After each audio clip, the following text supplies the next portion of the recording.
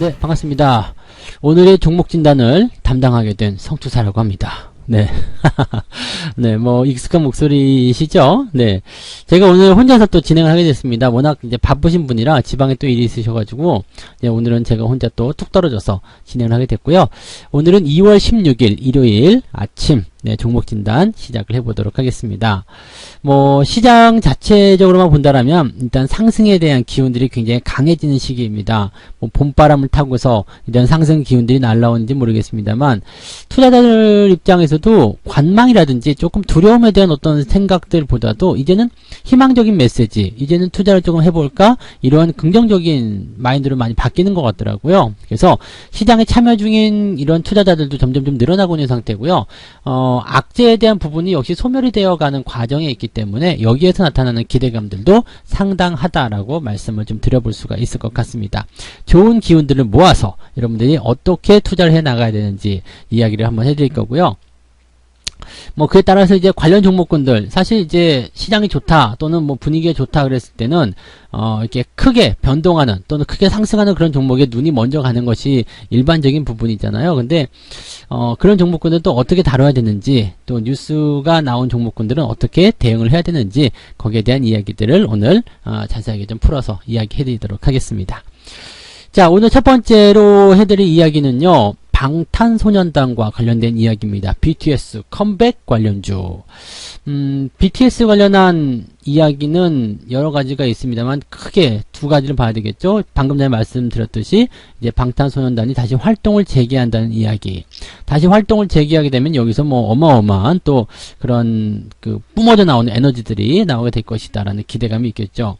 자, 근데 두 번째는 이제 빅히트 엔터테인먼트, 즉 이 BTS 소속 회사가 상장을 한다는 이야기입니다. 이 상장을 하게 되면 이제 뭐 YG라든지 JYP, SM 뭐 이런 뭐 그냥 내놓으라 하는 국내 굴지 엔터테인먼트 회사들을 다 그냥 제껴버리고요. 그 이상으로 커지는 1등 엔터테인먼트로 나올 것이다. 이런 전망들이 나오고 있죠. 사실 이 방탄소년단이 가지고 있는 전 세계적인 입지만 보더라도 어마어마할 거로 생각되기 때문에 충분히 그럴 수 있다라고 좀 판단이 좀 되는 부분입니다. 그래서 이러한 부분들은 기존에 있는 엔터테인먼트 기업들의 기를 죽이기보다는 다 같이 또 공생할 수 있고 상생할 수 있는 그런 컨텐츠 쪽으로의 어떤 기대감들이 키워나가는 그런 긍정적인 부분으로 풀이가 되고 있기 때문에 뭐 딱히 걱정하실 필요가 없을 것 같아요. 근데 하여튼 이 빅히트와 관련된 이 방탄소년단과 관련된 이런 기업의 상장 소식은 일단 관련 기업들에게 굉장히 이슈성 재료로 나올 수 있겠다고 보시면 되겠습니다. 오늘 첫 번째로 볼만한 종목은요, 키이스트를 좀 먼저 보여드릴게요. 키이스트는 엔터 기업이긴 합니다. 근데 엔터 기업임에도 불구하고 방탄소년단과 무슨 관련이 있는데, 네, 방탄소년단하고 지금 관련이 좀 있어요. 어떤 관련이냐면 엔터테인먼트 방송 송출, 방송 콘텐츠 제작하는 회사인데 이게 일본의 자회사죠. 디지털 어드벤처를 통해서 방탄소년단과 함께 일본 매니지먼트 계약을 맺었다라고 얘기가 되어 있습니다. 그러니까 방탄소년단이 활약을 하게 된다라면 이 방탄소년단의 일본 활동에서의 어떤 그런 계약이 이 키이스트를 통해서 나올 수 있다는 얘기가 되는 거죠. 뭐 전 세계적으로 워낙 유명한 그런 소년단이기 때문에 네, 이 일본 쪽에서의 움직임들 이런 것들도 어떻게 본다라면 또 다른 어떤 실적의 상향 기대감을 가져갈 수 있는 내용이 되겠죠. 그래서 전 세계적으로 뭐 끌어오르는데 일본이라고 끌어오지 않겠습니까? 그래서 이 BTS 관련한 부분에서의 이 키이스트 일본 쪽 매니지먼트 계약을 맺었다라는 부분이 이 주가를 끌어올리는 중요한 요소가 되었다고 보시면 되겠습니다. 근데 사실은 이런 부분들은 뭐 일본이라는 장소에 좀 국한되는 부분이 있기 때문에 약간은 조금 뭐라 그럴까요? 그래도 직접적으로 완전히 A급의 특 S급의 그러한 호재는 아니지 않겠느냐, 이런 부분도 있다는 거 참고하시면 되겠고요. 현재 시점에서 본다라면 이 기업의 기술적 분석상에서 저항대는 4,500원에서 5,000원 라인대입니다. 그렇다면 현재 시점에서는 단기적으로 많이 올라왔음에도 불구하고 추가 상승이 나올 가능성이 굉장히 높겠죠. 추가 상승이 나온다라는 부분들은 일단 주가가 추가적으로 더 상승할 수 있다는 것을 의미하게 되는 건데, 문제는 여기서 생깁니다. 주가가 추가적으로 더 상승하게 된다면 월요일날 장이 시작할 때 어떻게 될까요? 위쪽에서 시작하게 되겠죠. 그러면 매수를 어떻게 해야 됩니까? 매수가 들어오기가 굉장히 껄끄럽죠. 왜냐하면 높은 자리가 일단은 가장 첫 번째 부담이 될 테고요. 저항에 근접한 위치에서 매수한다? 상당히 껄끄럽겠죠. 왜? 주가가 더 이상 올라가지 못하고 머뭇거리는 형태가 되거나 단기적 조정이 들어올 수 있는 구간이기 때문입니다. 그래서 지금 현재 시점에서는 일단 좋은 소식을 가지고 있음에도 불구하고 신규 접근에 대한 부분들은 현재 시점은 공략하기가 좀 어렵다라고 보셔야 될 것 같고요. 가지고 계신 분들은 일단 추가 상승을 기다려봐야 되겠죠. 그래서 일단 보유 관점 유지하시면서 4,500원대 또는 그 이상으로 또 넘어갈 수도 있습니다. 넘어가게 된다면 더 보유하시면 되겠지만 일단 4,500원대에서 주춤거리는 모습이 나온다면 절반 정도는 차익 매도, 단기적 대응으로 보시는 것은 괜찮을 것 같습니다. 일단 방탄소년단과 연결된 좋은 소식을 가지고 있긴 합니다만 약간 지역적인 제한, 이 국한된 부분에서의 호재라고만 보셔야 되기 때문에 약간은 이 상승 강도가 약하지 않나 이렇게 말씀을 좀 드려야 될 것 같습니다. 그래서 키스트 가지고 계신 분들은 추가 상승 시점에서 1차적인 단기 포인트로 차익 실현, 비중 축소 말씀드리고요. 신규 매수는 좋지 않다 이렇게 보시면 되겠습니다. 자, 두 번째 종목 보죠. DPC 봅니다. DPC. 상한가요? 네, DPC도 방탄소년단 관련 종목인데, 요거는 직접적으로 연결되는 그런 호재가 있습니다. 뭐냐면, 이 DPC 같은 경우는 사실 고압 변성기라는 그 제품을 만듭니다. 그래서 가전제품이라든지 이런 쪽에 들어가는 그런 전자제품이라고 봐야 되거든요. 전기전자 업종이에요. 실제적으로. 그 다음에 배당도 많이 주는 기업이기도 한데, 근데 문제는 뭐냐면 이 기업이랑 방탄소년단이 무슨 상관이냐? 혹시라도 방탄소년단이 이 회사 제품의 뭐 전속 모델이냐? 뭐 이렇게 나올지도 모르겠는데, 전혀 그런 건 아니고요. 이 DPC라는 회사가 가지고 있는 자회사죠? 자회사. 이 자회사 중에 이제 스틱 인베스트먼트라는 게 있습니다. 스틱 인베스트먼트라는 이 회사가요, 빅히트의 3대 주주입니다. 빅히트의 3대 주주. 이거 뭐예요? 네. 빅히트가 상장을 하게 됐을 경우에 굉장한 수익을 낼 수 있다는 얘기가 되는 거죠. 얼마나 투자했느냐면 1,040억입니다. 무려 1,040억을 투자해서 12%가 넘는 지분을 보유하고 있다라는 거죠. 자, 이건 얼마나 중요한 이유가 되냐면 빅히트가 상장을 위한 기업 공개를 하게 된다. 이 소식이 전해지면 그냥 바로 뛰는 그런 상황이 되는 거고요. 여기에 가장 큰 수혜를 입을 수 있는 기업이 바로 이 DPC라고 보시면 되는 겁니다. 그래서 지금 현재 시점은 이제 직접적으로 작용이 되는 부분이겠죠. 이 DPC의 연결고리가 이렇게 빅히트의 상장으로 연결되는 부분이어서 아까 전에 보셨던 키스트와 같이 일본에 국한된 그런 엔터적인 요소가 아니라 직접적인 빅히트의 상장과 연결된 부분이고 거기서 생겨나는 수익에 대한 부분이기 때문에 주가의 상승이 일어나는 것은 당연한 포인트다라고 보시면 되겠습니다. 현재 이 상한가 강도가 상당히 강하게 나타나 있는 상태입니다. 지금 잔량을 잠깐 살펴보게 되시면요, 96만 주입니다. 무려. 네, 마감 시점에서 나온 잔량이 96만 주고요.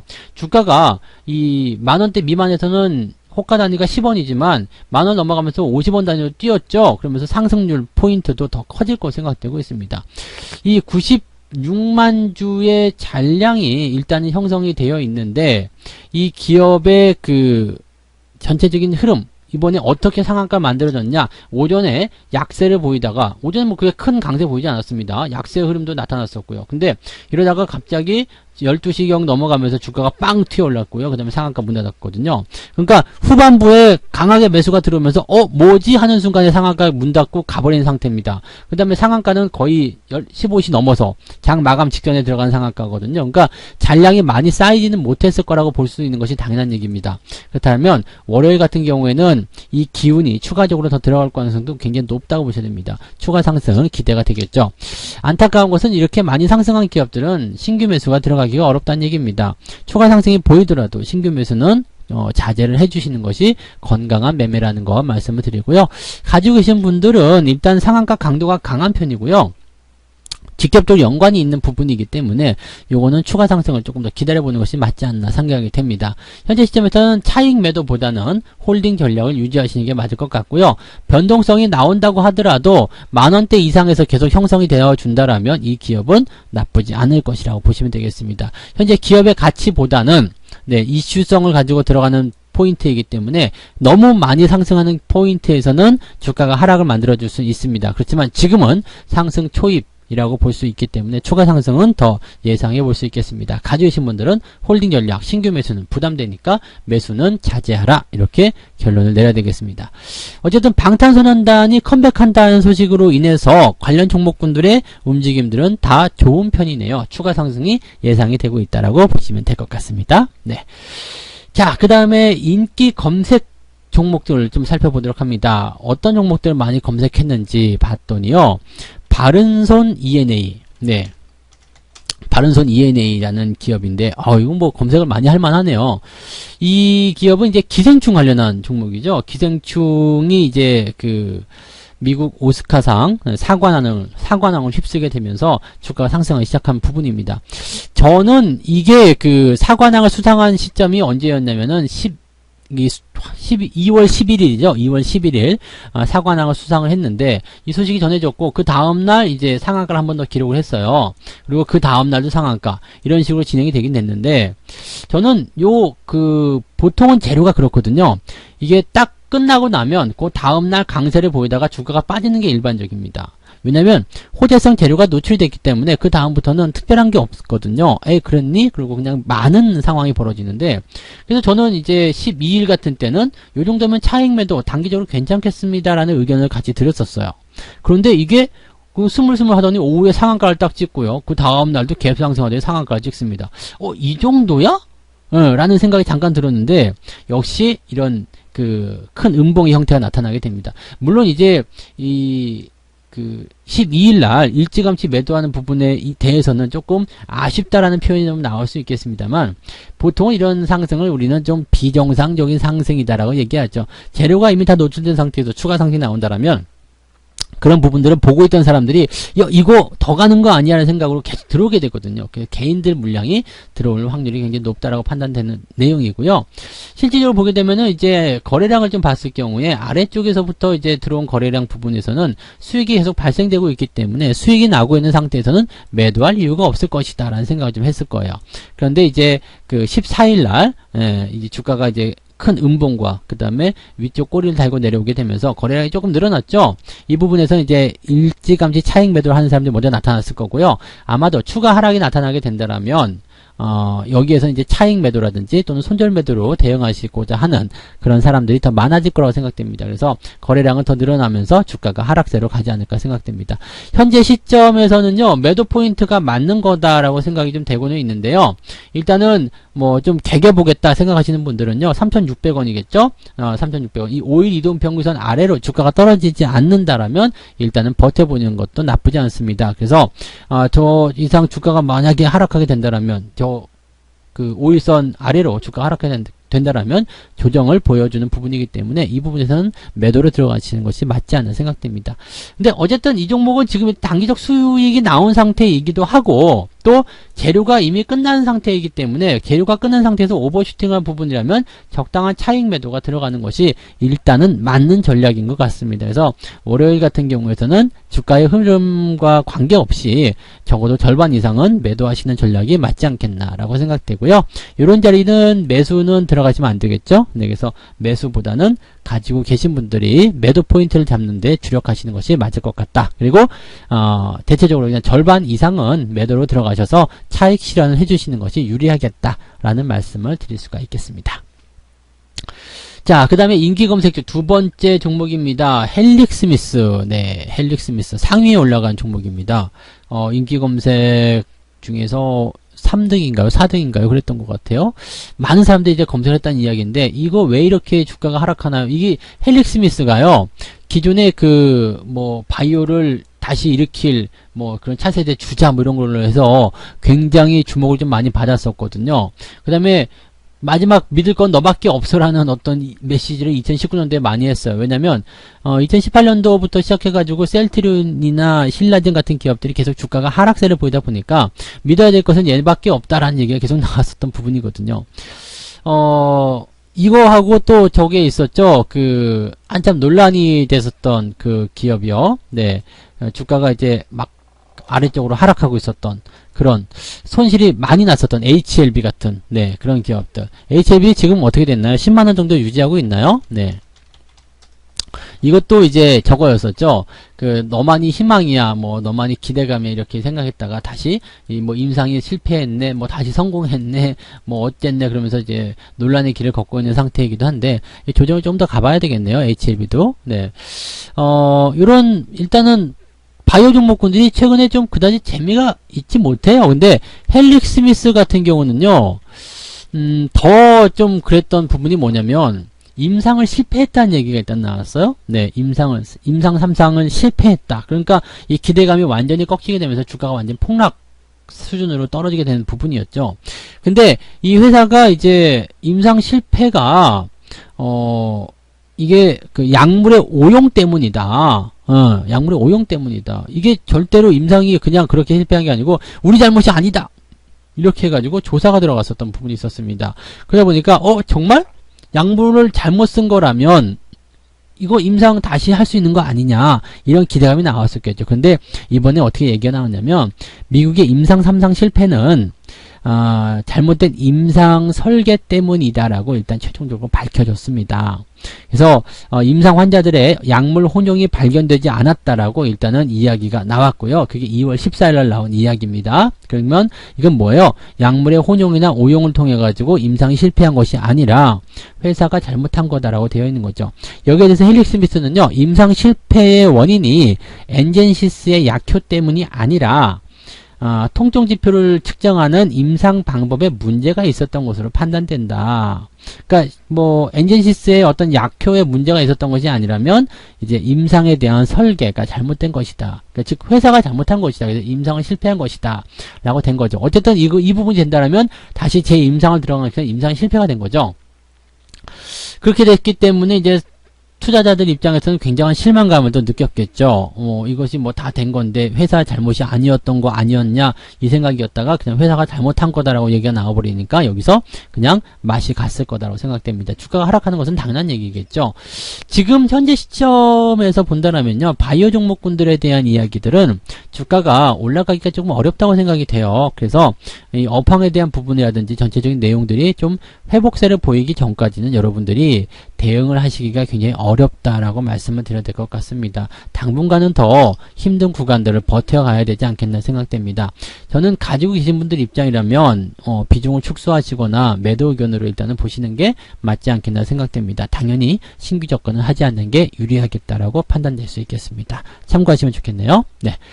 자, 그 다음에 이제는 뉴스 특징주로 넘어가 보도록 하죠. 뉴스가 나온 종목. 네, 삼성전자입니다. 삼성전자. 삼성전자는 이게 상당히 좀 강해요. 그리고 멋지고, 지수가 상승하다 보니까 워낙 좋은 흐름들을 보이고 있는데, 뉴스가 바로 갤럭시 S20, 그리고, 새로운 폴드, 네, Z 플립인가요? 네, 그 제품에 대한 이야기들입니다. 이 신제품 효과가 상당할 거다라고 생각되고요. 관련되어 있었던 어떤 그 부품주들까지도 같이 상승한 경향이 있단 말이에요. 뭐 KH 바텍부터 시작해가지고요. 주가 상승 막 나오는 그런 휴대폰 부품주들 보면은 아주 멋진 흐름들이 같이 나오고 있습니다. 삼성전자가 주가가 상승해야 되는 이유들은 여러 가지가 있겠습니다만은 일단 시장의 상승을 이끌어가야 되는 그런 큰형님의 역할을 좀 해야 되는 부분이 있겠고요. 또 두 번째로 봤을 경우에는 이 반도체 업황이 점점 좀 좋아질 것이라는 기대감, 그 다음에 갤럭시 이 신제품에 대한 기대감, 이런 것들이 아주 그냥 잘 버무려지고 있는 것이 아닌가 생각됩니다. 지금 이 신제품, 갤럭시 신제품들은 해외에서 아주 극찬을 받았다고 합니다. 그런데 더 좋은 것은 뭐냐면 경쟁 상대가 없어요. 지금 화웨이 같은 경우는 뭐 잘 아시겠습니다만 깡통폰 만들고 있습니다. 네, 깡통폰. 아직 미국과의 관계가 다 해결되지 못했기 때문에 이런 미국의 운영 체계를 사용하지 못하고 자체적으로 사용하는 그런 것들만 사용하고 있습니다. 즉 구글 플레이스토어 같은 것이 안 된다는 이야기죠. 그러니까 할 수 있는 게 없어요. 뭐 자국 내에서만 사용한다. 물론 자국 내에서만 소화해도 되긴 되겠습니다만 중국이 지금 그렇게 쉬운 상황이 아니잖아요. 그러니까 현재 이런 상태로 본다라면 화웨이 같은 경우도 경쟁 상대가 될 수가 없고, 지난번에 뭐 자기네들이 만들긴 했는데 깡통폰이라고 해서 이걸 누가 사냐 뭐 이런 핀잔을 좀 들었다라는 얘기도 좀 있었죠. 자, 그다음에 애플 같은 경우는 5G가 없어요. 물론 신제품을 뭐 내세우고 뭐 5G가 아직은 전체적으로 커버리지가 되고 있지는 않다고 하지만 이 5G가 되는 것과 안 되는 것의 차이는 또 분명히 있거든요. 그래서 지금 현재로서는 애플이 5G에 대한 신모델을 내놓는 올 하반기 그 시점까지는 삼성의 경쟁 상대가 없죠. 여기서 삼성전자가 신제품을 내세운 겁니다. 자, 그러다 보니까 이제 관련 부분에서의 기대감들이 확 커지게 되는 상황이 벌어지게 된 거죠.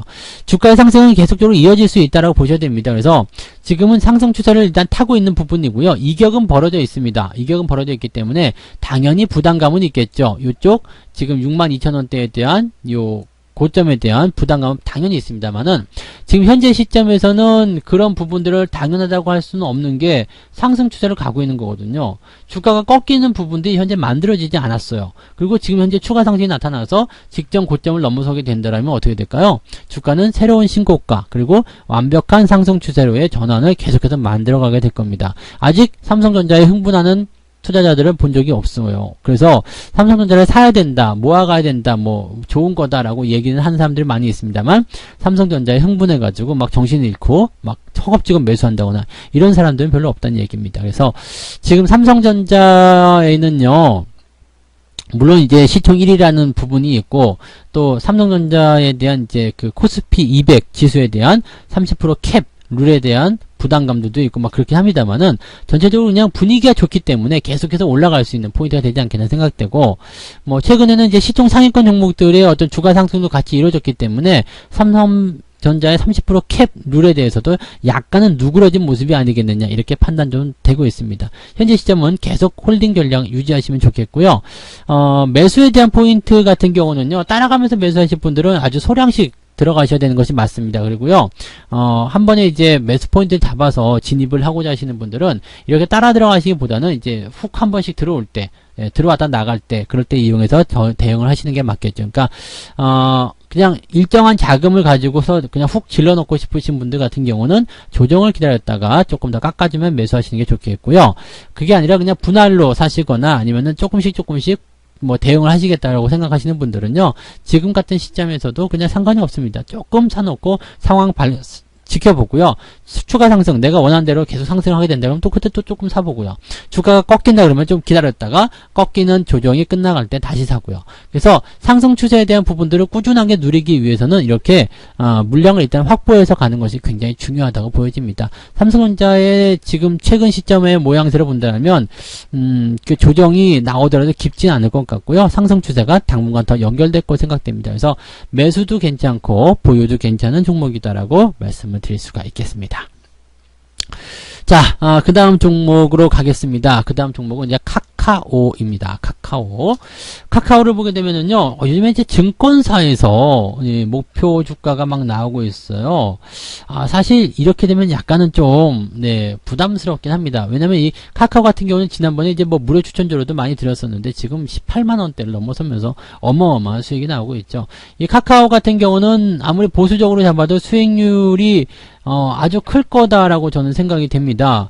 저 같은 경우도 뭐 한 50% 정도 수익이 나와 있는 상태라서 뭐 더 밑에 사신 분들 같은 경우는 뭐 7, 80% 많게는 뭐 100%까지도 수익이 나오지 않았을까 이 생각도 좀 듭니다. 그래서 이렇게 좋은 자리를 노려서 매수를 잘 해줬다라면 아마도 좋은 기회를 갖지 않았을까 생각이 되는데, 문제는 뭐냐면요, 증권가에서 나온 이야기입니다. 주가가 20만원 넘어갈 거다라고 하면서 다 같이 또 흥분을 했어요. 삼성증권이 20에서 24만원으로, 한국투자증권이 19에서 20으로, 그 다음에 현대차증권에서는 20에서 22로, 그러니까 뭐 대부분의 증권사들이 다 20만원 이상으로 목표 가격을 제시했습니다. 이게 문제죠. 흥분했다라는 이야기가 됩니다. 그 삼성전자도 피해갈 수 없었던 게 뭐냐면, 증권사에서 뭐 400만원 간다 뭐 이렇게 설레발 치니까 거기서 그냥 맛이 가가지고 주가가 못 올라갔었잖아요. 그리고 한동안 고생을 했었는데, 카카오 같은 경우도 지금 이렇게 증권사에서 목표 주가를 제시하게 되면 저는 좋지 않다고 생각해요. 물론 가지고 있는 입장에서는 굉장히 또 이런 좋은 평가가 나오고 그러면 굉장히 좋겠습니다만은, 목표 주가가 나오게 되면 어떻게 되냐면 추가 상승은 나올 수도 있어요. 왜냐면 이게 인기몰이를 하게 되거든요. 그래서 투자를 못한 사람들 막 끌어모아요. 야, 지금 18만원 밖에 안 하지만 이게 22만원 24만원 안 되지 않니? 아직도 많이 남았어. 그래서 지금이라도 사야 돼 라는 생각들을 계속해서 하게끔 만들어준다는 이야기죠. 근데 그렇게 되면은 주가가 좀 이상현상으로 오버슈팅 하게 되는 경우가 있습니다. 그리고 주가가 단기적 변동성을 보이게 되죠. 그런 자리들이 어떤 자리냐면 이렇게 한 번씩 들어와주는 그런 형태의 움직임이라고 보시면 되겠습니다. 금요일장에서도 일단 꼬리와 함께 음봉이 좀 발생했는데요. 이격이 조금 벌어져 있는 상태죠. 그래서 정상적인 추세로 간다라면 이게 추세선 하단부까지 연결됐을 경우에는 당연히 한 16만 한 2, 3천 원대까지는 조정을 받아도 무리수가 없겠다라고 이야기를 해볼 수가 있겠죠. 그래서 16만 원대 초반까지는 이때 그 조정을 한번 기대해 볼 수 있는 부분이겠고요. 지금은 이제 추세 상단부에 걸쳐져 있는 위치이기 때문에 단기적 조정이 들어오게 될 확률이 굉장히 높다라고 볼 수가 있겠죠. 여기서 더 치고 올라가게 된다면 아마도 증권사 이러한 좋은 소식들 때문이 아니었겠나라고 판단될 수 있겠는데 이렇게 되면은 오히려 올라갈수록 더 부담이 될 수가 있을 겁니다. 자, 그래서 가지고 계신 분들 같은 경우는 뭐 지금 상승 추세이기 때문에 좀 들어오는 거 감안하더라도 그냥 홀딩하시면 되겠는데 매수에 대한 의견은 지금은 들어가시면 조금 곤란합니다. 그래서 매수보다는 일단 관망세 또는 매수를 하시려면 조금 아래쪽으로 조정을 만들었을 때 그럴 때 진입을 하자 이렇게 말씀을 드릴 수가 있겠습니다. 네, 오늘 이렇게 6가지 이야기 해드렸습니다. BTS 컴백 관련주, 네, 키이스트 DPC 해드렸고요. 인기 검색어, 상위에 올라가 있는 종목 바른손 ENA와 헬릭스미스, 그 다음에 뉴스가 특징적으로 나온 삼성전자와 카카오에 대한 이야기들 같이 해드렸습니다. 모쪼록 도움이 좀 되셨길 바라고요. 이 종목들 외에도 비슷한 흐름을 보이고 있다거나 또는 같은 업종군, 같은 뉴스 안에 소속되어 있는 그 종목들의 어떤 움직임 전망들은요 비슷한 의미로 해석하셔도 크게 무리가 없다라는 거 말씀드리고요. 항상 종목을 대응할 때 중요하게 생각하는 것 중에 하나는 뭐냐면 쌀 때 사고 비쌀 때 팔아라 이 부분입니다. 그래서 과도하게 오른 모습이 나타났거나 이평선 간의 이격이 벌어졌을 때는 일단은 매수를 추격하는 것보다는 관망하고 기다리는 전략이 필요하다. 그럼에도 불구하고 꼭 사고 싶다라면 조금만 사놓고 상황 추이를 보면서 조금씩 더 분할적으로 접근하는 전략을 세워라. 이렇게 말씀을 드릴 수가 있겠습니다. 자, 남은 주말 마무리 잘 하시기 바라고요. 이제 새롭게 시작하는 한 주도 여러분들 큰 수익 만들어 가시기 바랍니다. 자, 저는 다음 시간에 다시 올게요. 고맙습니다. 본 방송에서 제공되는 모든 정보는 투자 판단의 참고 자료이며 투자의 최종 책임은 본 방송을 이용하는 본인에게 있습니다.